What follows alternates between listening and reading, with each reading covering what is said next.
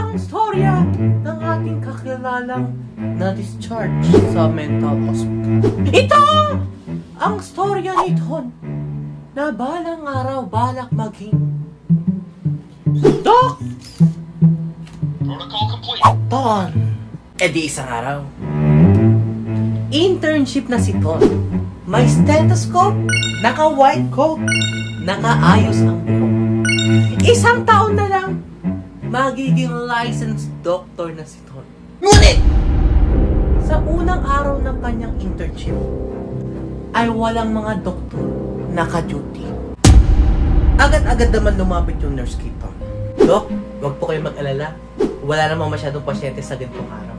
Kung meron man, Dok, kaming mga nurse nang bahala. Observe ka lang dyan. Kung meron kaming katanungan, tatanungin kita. Eh di kahit pa paano nawala yung kaba ni Ton. Unang araw pa lang ng internship, siya lang ang doktor. Maya-maya pagkatapos ng ilang minuto, bigla bumalik yung nurse. Kinakabahan, nanginginig ang boses na tataranta. Dok, emergency, may pasyente, bata, 8 years old, hindi namin malaman sakit niya, Dok. Ginamit na namin mga iba't ibang instrumento, Dok. Hindi ba namin malaman sakit niya, Dok? Pumunta na daw sa mga iba't ibang ospital, Dok. Dito naman malaman ng mga doktor sakit niya daw, Dok. Dok, kaya niyo bang tignan, Dok?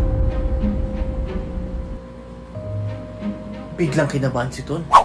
Unang araw pa ng internship, may ganong aga sitwasyon. Gusto sana niya tumakbo kaso alam niya na siya lang ang naka-duting doktor. Napalingon si Ton. Nilakasan na lang niya ang kanyang loob at bigla niyang sinabi,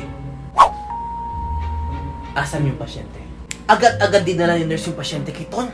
Nagsipuntahan yung mga tao. Dahan-dahan naglalakad si Ton papunta sa pasyente.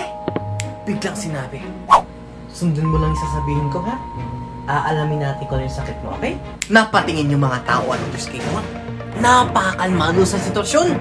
Intern na intern pero kung gumalaw, doktor na doktor. Kinuha na ni Ton yung stethoscope at sinimulan niya na ang operasyon. Sundan mo lang yung sasabihin ko, ha? Inhale. Exhale. Good.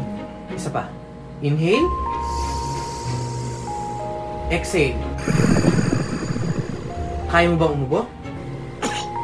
Good. Last one. Inhale. Exhale. Kaya mo pa bang umubo? Okay. Punta ka muna kay Mami. Bibigyan kitang gamot para sa sakit mo, ha?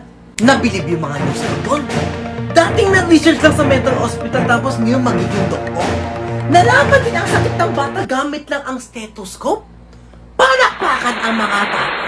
Maya-maya habang nagsusulat si Ton ng gamot, bigla dumating yung nanay ng pasyente. Biglang sinabi, Dok, ano po sakit ang anak ko, Dok? Ilang araw na po ganyan yan, Dok. Sumasakit yung katawan, sumasakit yung dibdib, tumataas yung temperatura, maya-maya hindi na makahinga. Dok, nakailang ospital na kami, Dok. Di alam ng mga doktor kung ano sakit ng bata ko, Dok. Nag-aalala ako, Dok. Ano po masakit niya, Dok? Nay, yung anak niyo po, may ubo.